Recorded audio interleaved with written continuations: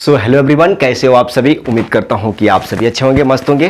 तो AP chapter 5 का most important question 2023 में पूछा गया है सीबीएसई बोर्ड क्लास 10th के अंदर। देखिएगा जरा, सिंपल क्वेश्चन है। यहाँ पे क्वेश्चन पढ़िएगा, बोला जा रहा है कि यहाँ पे क्या बोला जा रहा है, ध्यान से समझिएगा जरा।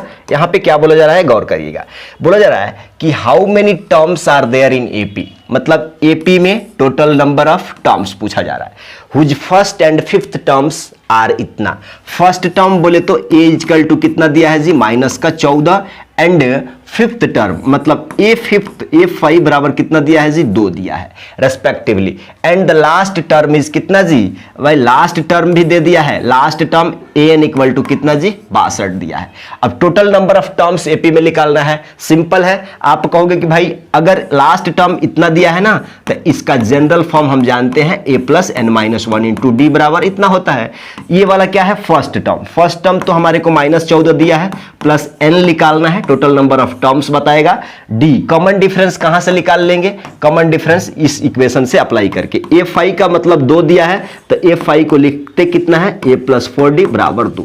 a का मतलब कि -14 प्लस 4d बराबर कितना जी, 2 है। आप कहोगे कि 4d बराबर ये -14 इधर जाएगा तो +14 और ये +2 कितना हो जाएगा, 16, यानी 4d, यानी 4d बराबर कितना, डी का वैल्यू 4 आ गया, डी का वैल्यू 4 आ गया, डी का वैल्यू 4 आ गया। अब डी का वैल्यू यहां पे रख दीजिए, डी का वैल्यू यहां पे 4 रखिए। तो आप कहोगे कि -14 प्लस का 4n माइनस का 4 इक्वल टू कितना जी, 62। n निकालना है, यानी 4n बराबर देखो जरा क्या हो जाएगा, -14 और -4 -18 इधर जाएगा तो +18 हो जाएगा, यानी 62 + 18 हो जाएगा।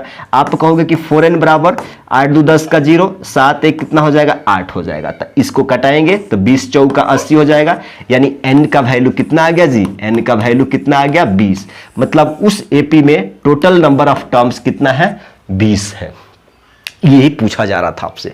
क्लियर, बहुत ऑलमोस्ट 1 मिनट का अंदर बना दोगे, आपको 3 मिनट में 3 मार्क्स मिलेगा इसके लिए। ठीक है, चलिए सब्सक्राइब कर लीजिए अगले ऐसे ही मोस्ट इंपॉर्टेंट क्वेश्चन के लिए।